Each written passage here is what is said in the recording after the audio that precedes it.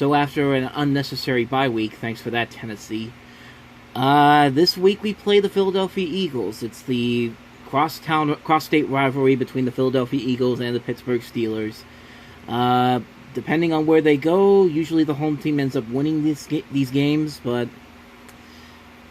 I have no reason to believe the Steelers can't win this game. But then again, they always do this every year. They always have that one, maybe two games where there's a team that they should easily beat, and then all of a sudden the other team beats them.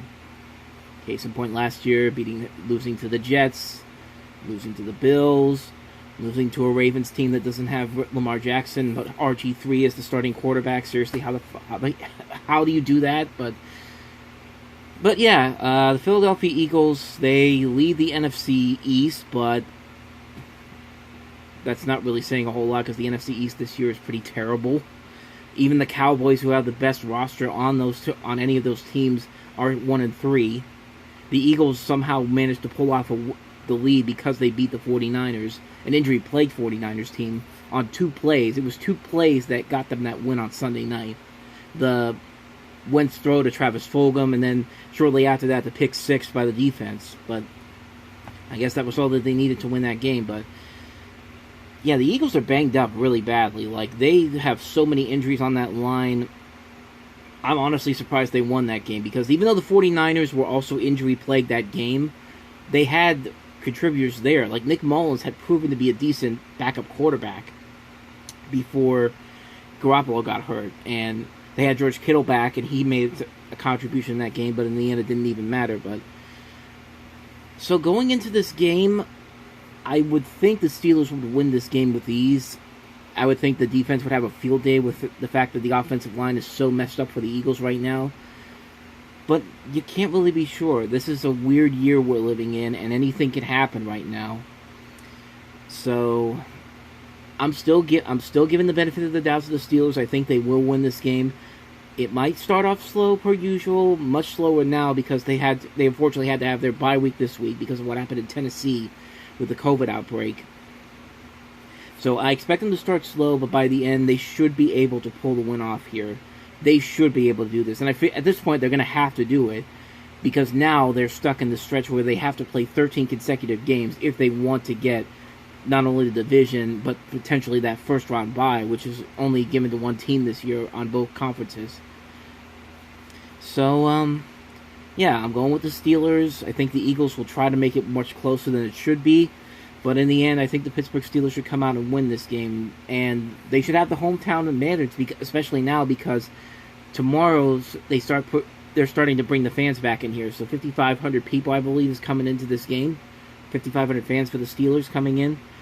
So, yeah, the home field advantage would actually benefit the Steelers this time around. So, like I said, there's no reason why they shouldn't win this game tomorrow. But considering how the Steelers are notorious for trap games, not being ready for games against easy opponents, it'll be much closer than I think a lot of people will give it credit for. But I think the Steelers do come out and win this game and go to 4-0. For the most up-to-date odds. Time now to beat the bus, and frankly, Jerome, it took you long enough to start gaining some ground on me here. You picked up a game on both me and Albie this week, but I do still have a 2-game lead with a 12-3 record in our picks for the year. Let's get things started with the Eagles at the Steelers. Who do you have in this one? I'm going with the Steelers. The Eagles did me a great favor last week, got me a game closer to you. But I'm going with the Steelers to win this football game at home. I don't think it's going to be close.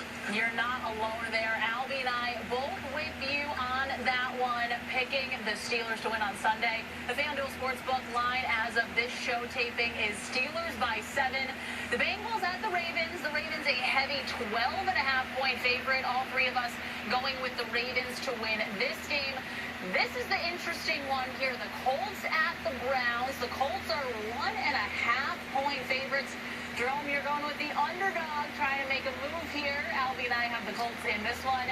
And the Sunday Night Football game on Channel 11, the Vikings at the Seahawks. All three of us have Seattle to win. Seahawks favored by 7. You can check sportsbook.fanduel.com for up-to-the-minute betting line. Here are today's Pepsi Picks, brought to you by Pepsi, the official soft drink of the Pittsburgh Steelers. All right, we didn't have a game last week, but we have one this week, so we get to pick. Who's going to win, Philly or Pittsburgh? Let's start with you, Rich. Well, I'm going to say the Steelers go 4-0. I like the Steelers winning this one, 31-17. I think they're going to break that 30-point barrier today. They haven't done that yet.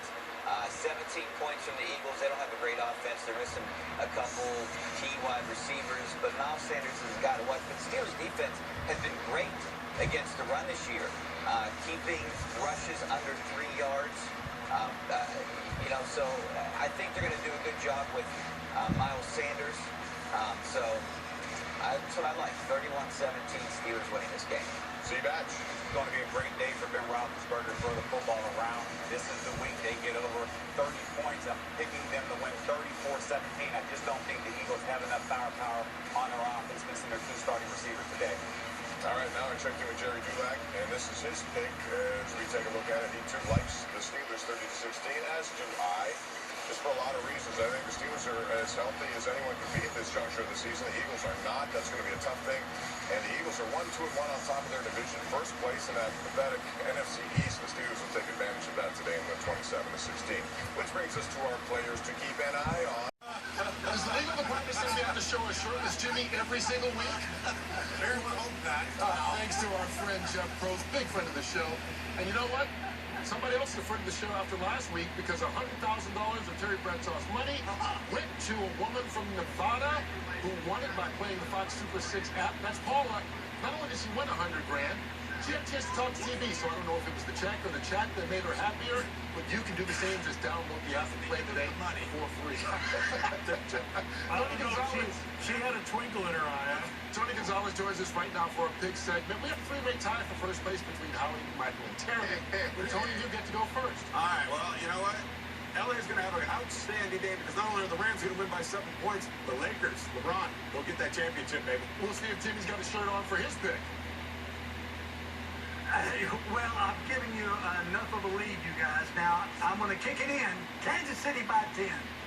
Wow, that's a tough pick there. Whoa, way to go, Jimmy. I'm going to be quick with mine because winners are very decisive. I'm going to take Arizona Cardinals by 7 over the Jets. Howie. Terry had that great conversation with Ben as far as the Steelers. I say Steelers by 5. That's a good call. I am going to take the 49ers because my man Garoppolo is back. You like to return? I did. I was thinking about that. Don't make fun of me because I will go Woolly Booger on you. You know that. Woolly Booger. That's right. You know what? From Today, as they host Carson Wentz and the Philadelphia Eagles. Good afternoon, everybody. Thanks so much for joining us. I'm Kenny Albert. He's Jonathan Phillips, Shannon Spake downstairs. Steelers come in with a record of 3-0, an unexpected week off, Jonathan, and they are excited to get back out on the field. Extremely excited. T.J. Watt, Cameron Hayward leading that Pittsburgh's rush defense into another should-be easy victory so long as they stop the run, force Carson Wentz at the 3rd down, and get Ben Roethlisberger the ball.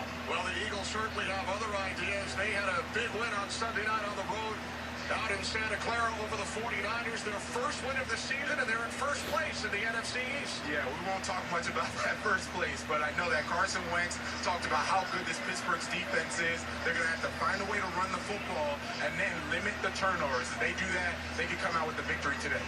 It's the Steelers and the Eagles in Pittsburgh. These interstate rivals get together only once every 4 years. The opening kickoff is coming up. Second and goal. Into the end zone. It's Claypool for a Steelers touchdown. And immediately out of bounds. Can't do it. So the first half comes to an end. Steelers lead by 3. The play.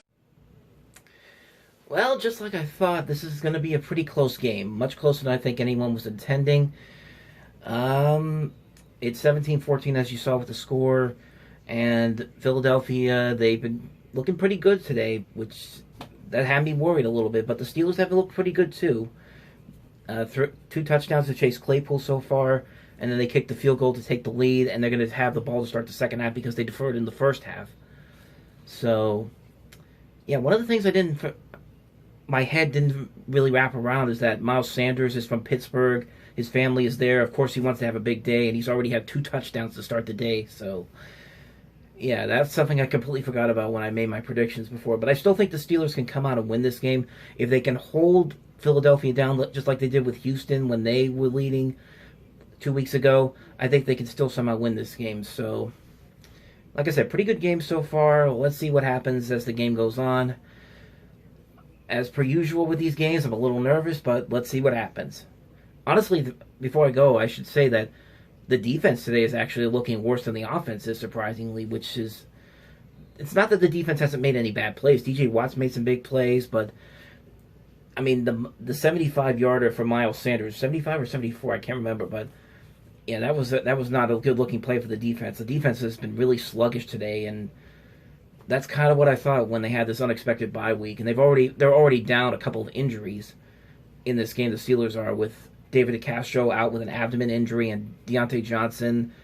They haven't said if he's out yet. I think he's out because he hasn't been in the game since the first quarter. He's got like a knee injury that he's been dealing with. So if I'm not mistaken, I think that's what it is. But yeah, like I said, we still got another half to go. This is a very good game. 2 teams that are leading their divisions, and Philadelphia is really putting the Steelers on in this game. So once again, let's go ahead and see what happens. Started 4-0 in 78 and again in 79. I know Steelers fans are happy. They're looking at the real part right there. 1 Super Bowls. That's what they're looking for right there. Super Bowl victories. Day. There's Claypool receiving congratulations on the sidelines. Great day for him. It was not easy, but Steelers are 4-0. They start 4-0 after their game was postponed last week. They bounce back from the off week. They're excited to get back on the field. And they look good, Kenny. They're able to run the ball. Roethlisberger's looking good. Defense is great. I'd be very excited if I'm a Steelers fan. Steelers over the Eagles. 38-29. This is going to be a recurring thing, isn't it? Nevertheless, the Steelers somehow pulled it off. I mean, granted, they almost blew another 17-point lead.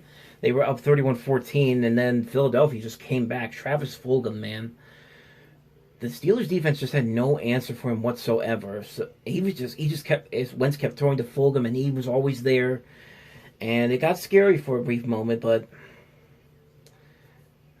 man, this was a hard-fought win especially after a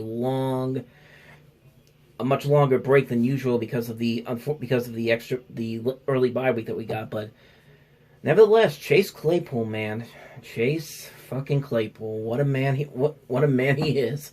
4 touchdowns. I think that they said it was a franchise rookie record. I think they said it's the most the Steelers had in probably over 40 years. I can't remember what the actual statistic was, but yeah, crazy game. The Steelers won. They got to 4-0. It's the first time they've been 4-0 since the Super Bowl last Super Bowl with Terry Bradshaw 40 years ago. And feeling pretty good. They got a tough one next week against the Browns, and I know that's crazy to say that, but the Browns have looked pretty good the last couple of weeks. They haven't kicked off in Indianapolis yet, so we don't know how good they'll be against an actually pretty good Colts team, but that's going to be an interesting game regardless. But enjoy it while you can right now, because the Steelers right now, they're still undefeated. They're 4-0, and things are looking pretty good right now. So got to get that defense fixed, though. We need to fix that defense. So they get that fixed, and who knows what's going to happen. It's so weird because the defense has been playing so good in those first 3 weeks, and then this game, they just get torn apart, specifically by one person, Travis Fulgham. But in the end, Steelers won. They're 4-0, and I'm very happy right now. As is most of Steeler Nation right now.